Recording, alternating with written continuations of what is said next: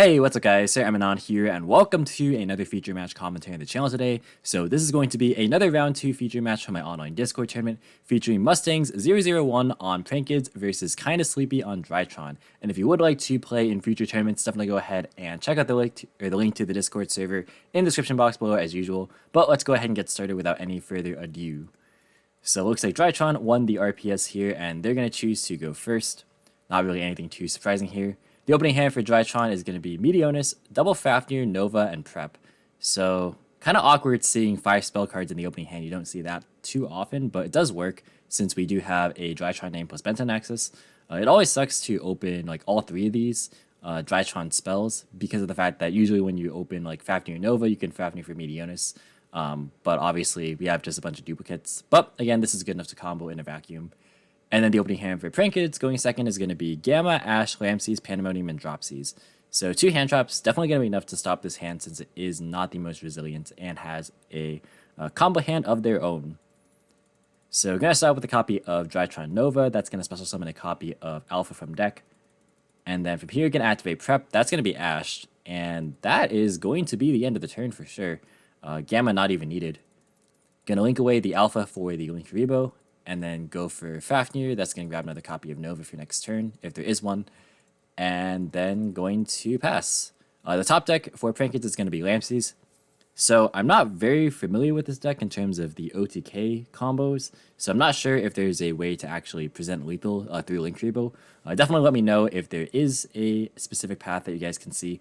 But this hand's definitely good enough to combo, if nothing else. So they're going to start with a copy of Pandemonium. That's going to fuse away the Lamseas and the Dropseas, and then summon the Rocket Ride from the extra deck, and then going to get all the effects. So Dropseas Chainlink 1, Lamseas Chainlink 2, and Rocket Ride Chainlink 3 to Chain Block Ash. So going to burn for 5, summon out Fansies from deck, and then gain 1,000 and summon out Roxy's. And then from here, going to link for a copy of Meow. That's going to trigger the Fansies to send pranks, and then summon out another copy of Dropseas from deck. And then going to link summon with the Roxy's and the Meow into a copy of Dodo. Going to trigger Dodo and the Roxy's, so that's going to banish Lamseas from hand and then draw into Monster Reborn, which is a pretty good one here. And then summon out a copy of Fansies from deck, and then Dodo resolves, searching out a copy of Place. And then going to link summon for a Bow Wow Bark. And then go into battle phase. This can attack directly, so it's going to be on 1,000. Oh, okay, so they thought that Bow Wow was pointing the other way. That's why they said 2,000, but it's just 1,000. But going to attack directly, and then Dodo going to attack into Link Rebo. That's going to prompt the Link Rebo. And then Bow Wow Bark going to attack for another 2k. Main phase 2, going to activate Dodo. That's going to attribute itself to go and add Pranks back, as well as Pandemonium. And then going to activate Place. That's going to search a copy of Lamseas. And then going to activate Rocket Ride. That's going to attribute itself, special back the Dodo and the Fansies. And then activate Pranks, set Pandemonium, go to end phase and activate the Pranks. So that's going to recycle back the Rocket, the Dropseas, and the Roxy's to draw 1. Picks up a copy of There Can Be Only One in the main deck. Pretty interesting. Gonna be useful in this matchup if it gets that far. And then going to pass. For turn, they're gonna draw a copy of Delta. So not horrible, just no immediate Benton access, but we do have Alpha, which is pretty good. However, they're gonna have to play through double Battle Butler, which might be too much.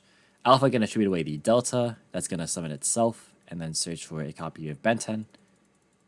And then on resolution, they're gonna activate Bow Wow. That's going to tribute itself to add back the Dropseas and the Fansies from the graveyard back to the hand. And then chooses to not actually use Pandemonium just yet. Gonna Delta, tribute away Benton. That's going to summon itself, and then reveal Meteonis to draw 1. Let's see, the draw is gonna be Prep, which is definitely not bad. Benton gets a search here as well. That's gonna grab a copy of Manju from deck. And then on resolution, here's where the Pandemonium is going to fire. So going to fuse away everything into a copy of the Battle Butler. And then going to trigger all the effects. So Lamseas Chainlink 1, Dropseas Chainlink 2, Lamseas Chainlink 3, I think that was meant to be. And then the field spell is Chainlink 4 to increase all of the attack values of his monsters. So you're going to send Plan, summon out Roxy's, going to burn for 5, summon out Fansies, and then going to gain 1,000. or rather, gain 1,000, summon out Fansies, and then burn for 5, summon out Dropsies. And then nothing on resolution here. Ooh, interesting. So yeah, that's kind of risky because of the fact that they can just go into the Kikinagashi Fucho right here. So choosing not to actually Regeki the board, just not seeing the play. So this is going to be quite good as far as just clearing the board and trying to make something happen in main phase 2. So going to proceed to battle phase, gonna attack into the Dropsies, take 1,000 damage, and then main phase 2, gonna go and summon out Zeus. Obviously you can't go over downward, otherwise you just get battle butlered. And then going to activate the Zeus, it's gonna wipe the board, and then in response, going to chain Battle Butler. And that, I believe, tributed itself. So everything gets wiped. Yeah, so we know it tributed itself because it didn't trigger in the graveyard, because it has a graveyard effect where if it's sent to the graveyard by your opponent's card, you can reborn a non-fusion monster in your grave.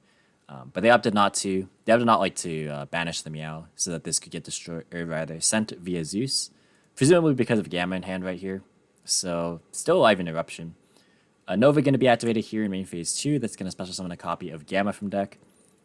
And then going to normal summon the Manju. That is going to be met with Gamma. Still not bad for Drytron because of prep. And then going to be thinking here, activate Preparation of Rites. It's going to grab Benten. And then going to activate Link Rebo to tribute away Gamma, putting it in grave to activate for the Benten, of course. Or rather, to tribute away Benten. So going to summon itself as well as Delta back. And then Benten triggers for a copy of Benten. Curious as to what the play is going to be. Going to link away for a copy of Anima. And then link the Anima and the Link Rebo for a copy of the Union Carrier. Union Carrier going to target itself, that's going to equip Dawn Knight. And then going to Meteonis it away for the Benten, triggering the Dawn Knight. There's already every name besides Zeta, and Zeta doesn't get a lot of value here, but it does trigger Benten again. So Dawn Knight going to send Zeta, unless if they're on beta. But Meteonis going to add back Delta, and going to tribute away the Benten for Zeta, should be in defense, and then the Benten going to trigger for Ultimateness. And then going to activate Fafnir to grab Nova, the last copy. And then going to activate Meteonis to summon out the Ultimateness.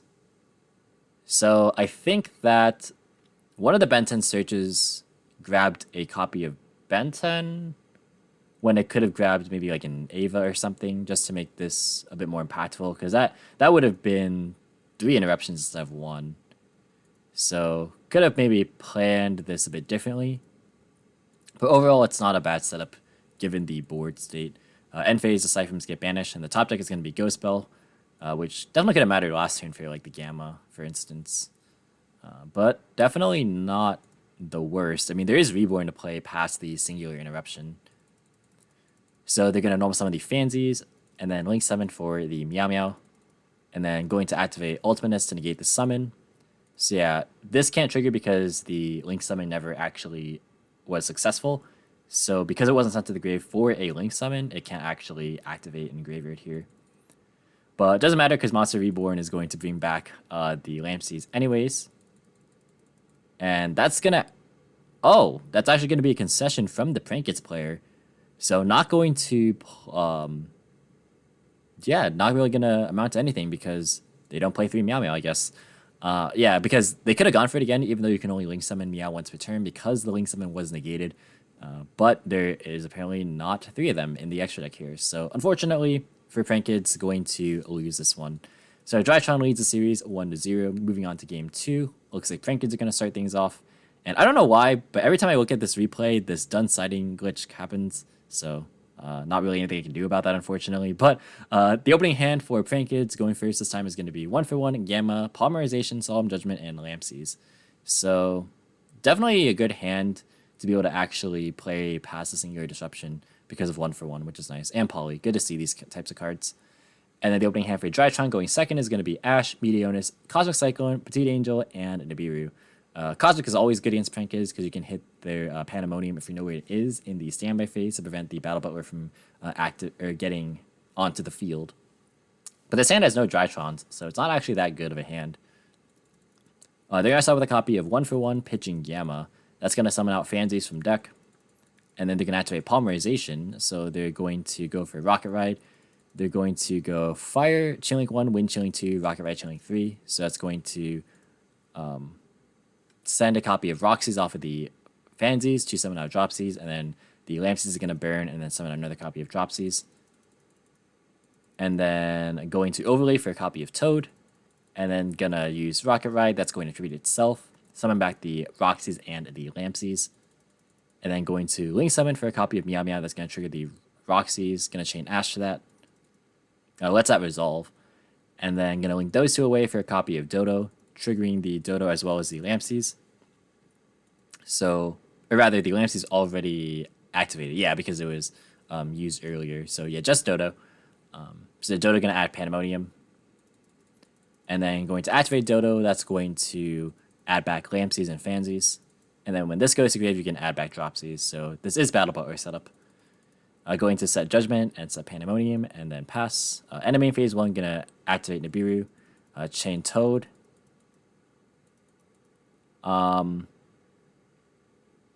So this, okay, I gotta read Toad real fast just to make sure I'm getting this right.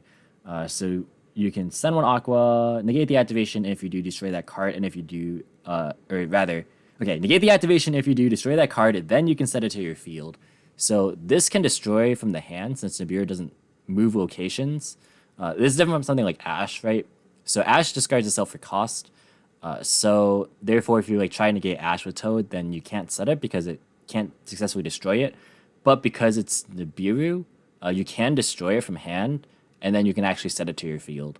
So it actually works a bit differently there.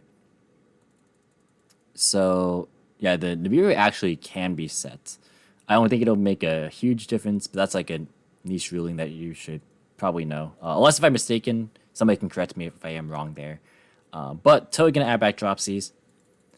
And then gonna pass. For turn, the top deck is gonna be Ben 10. Yeah, it's not gonna matter because there's just no Drytrons in this hand anyways. So they're gonna activate Cosmic Cyclone, and then that targeted the Pandemonium, so they're gonna chain Judgment to negate it. And then gonna normal summon the Petite Angel. That's gonna grab a search, and that's actually just gonna be the end of game 2. Yeah, just no Drytrons, so the hand was too weak. Yeah, so the Nibiru thing ended up not really mattering anyways. But we're now gonna move into game number 3 here, and it looks like they are having a sighting problem. So yeah, this is something that you should be familiar with. If there are sighting issues on Dueling Book, just ask your opponent for a draw, and then proceed from there. So it looks like Drytron's going to be going first in game number 3, not too surprising. If you are enjoying this video, definitely be sure to leave a like and subscribe if you're new here and want to see more commentary similar to this style. Also, I want to quickly shout out my patrons before we get started in game 3 here. So thank you guys for supporting the channel. The long form and consistent content is made possible thanks to you guys. And if you do want to help support the channel via the Patreon, definitely go ahead and check it out in the description box below. But the opening hand for Drytron going first in game 3 is going to be Ash, Ultimateness, Nova, Alpha, and Petite Angel. So strong hand for sure. Has multiple Drytron names, Ben 10 access, basically everything you could want. And the opening hand for Prankeds is going to be Nibiru, Mystic Mine, Polymerization, Prankeds Place, and Pranks. So they're on the Mystic Mine stuff, which has definitely seen play in Prankeds, just to be able to like loop resources over and over again. But Nibiru is going to be nice here as well. Nibiru is really good against Nova Open specifically because they usually have to commit into Link Rebo. So they get into 5 summons fairly quickly, especially by the time Union Carrier hits the board. But gonna normal summon the Petite Angel, that is going to grab a search for the Ben 10. And then they're going to activate Alpha, attributing away Ben 10. That's going to summon itself, search another copy of Ben 10, and then Ben 10 is going to search a copy of Orange Light. So Nibiru is going to be turned off in this case. Gonna go for Union Carrier. Yeah, so they actually didn't even commit Nova, so they played around it anyways, but going to go for Carrier, that's going to equip Dawn Knight. And then going to Nova for Zeta. And then Zeta going to be linked away for a copy of Anima. And Zeta going to be tributing the Ben 10 to search Meteonis to summon itself. And then the Ben 10 gets to activate here as well. That's going to search for another copy of Ben 10. And then going to attempt to activate Nibiru here. Going to chain Orange Light to negate it. And then going to Meteonis away the Union Carrier for the Ultimateness. And then Dawn Knight going to send the Delta. And then Meteonis going to add itself back. And then going to Delta away the Benton in hand. That's going to reveal Meteonis to draw 1. Benton triggers here for Ava. This was an interesting play for sure. I think this definitely could have been done differently. Maybe they were just trying to play around additional hand traps by summoning out Ultimatus instead of just Benton. Like, the max value play would have been like keeping the other Benton in hand, summoning out Benton off of the Meteonis, and then tributing the Benton on the field for the Delta, and then grabbing Ava, so they have Ava and Benton in hand, and then Meteonis for the Ultimatus after that. So I think the only reason to do this is to play around additional hand traps, but it is kind of unlikely at this point. Going to link summon for a copy of Masquerena and then pass. So yeah, one less interruption from Herald of Ultimatus than there could have been. But for turn, the top deck is going to be Dropsies. Definitely not horrible. They're going to start with a copy of Mystic Mind. That's going to fetch out the negation immediately. And then Ava going to activate. That's going to banish the Orange Light to search another copy of Orange Light. Yeah, so they already went through the Petite Angel. So they're only playing one copy. Going for Trinket's Place, that's going to add Lampsies. And then going to activate Pandemonium. Or not Pandemonium, sorry, Polymerization. Going to fuse away the Lampsies and the Dropsies for Rocket Ride. They're going to go Lampsies Chilling 1, Water Chilling 2, Rocket Ride Chilling 3. They're going to Ultimateness negate the Rocket Ride, which is pretty interesting. Asking if they're getting the summon or the effect. The effect I misplayed. Well, I mean, you can't negate the summon of Rocket Ride. You'd have to negate the Polymerization, because this summon is from a card effect. It's not like just a generic link summon or like a synchro summon, something that doesn't start a chain. So it's kind of similar to like Solemn Strike rulings, right? Where you can't strike Polymerization, for example.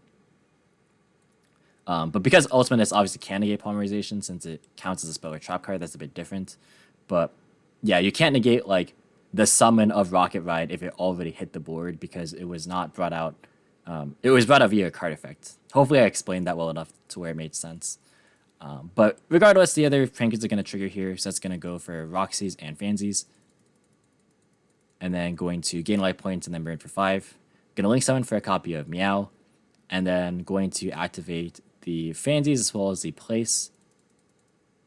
So going to send Plant, summon out the Lampsies. And then going to go for Dodo. Dodo Chilling 1, Rock Chilling 2. Going to Ash the Rock. And then go for a Pandemonium Search.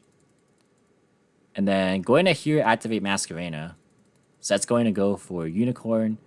Unicorn effect going to pitch Ash to shovel back the Dodo. Very surprised they didn't chain Pandemonium in response. Unless if they only play one copy of Rocket Ride, I guess.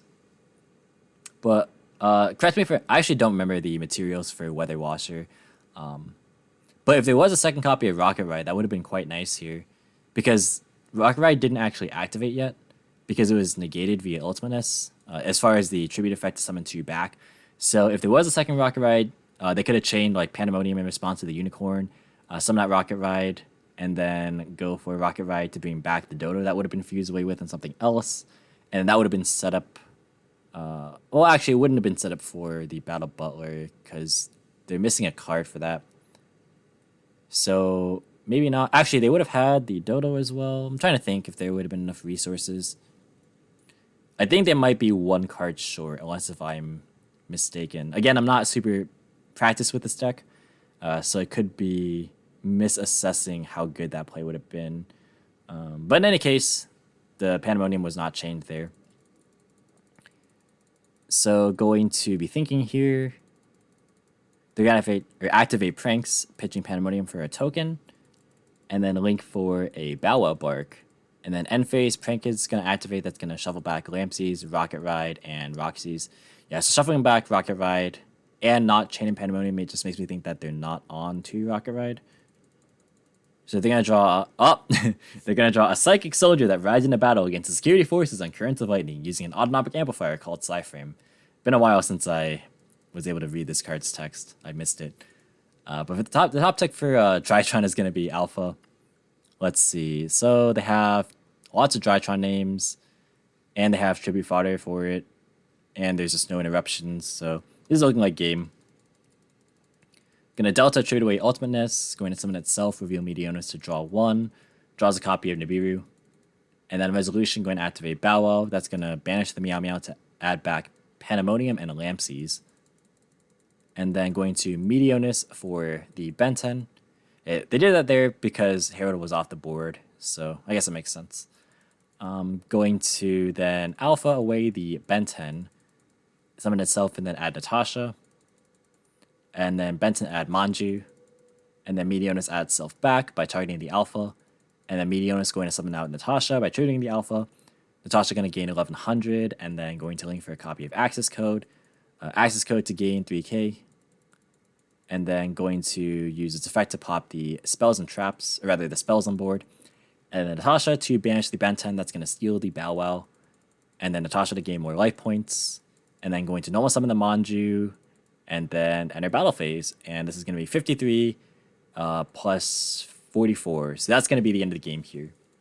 So Drytron actually going to be taking this match. It looks like 2-1. Just kidding. Going to activate Plan, but there's only 2 names to shuffle back. So yeah, it's not going to be enough to change the outcome of the game. But yeah, that's going to be the end of the match here. So Drytron taking it 2-1. Pretty interesting for sure. I think that the players maybe could have played the game a little bit differently, depending on what they were trying to play around. Again, I'm not really entirely sure. I think that the Drytron player was playing around like additional hand traps past the Nibiru in this game, which made sense, like if you're trying to play safely. And then the Prankets player, I think, just didn't have another copy of Rocket Ride, or even if honestly they had it and then they went Pandemonium, it maybe wouldn't have been enough anyways.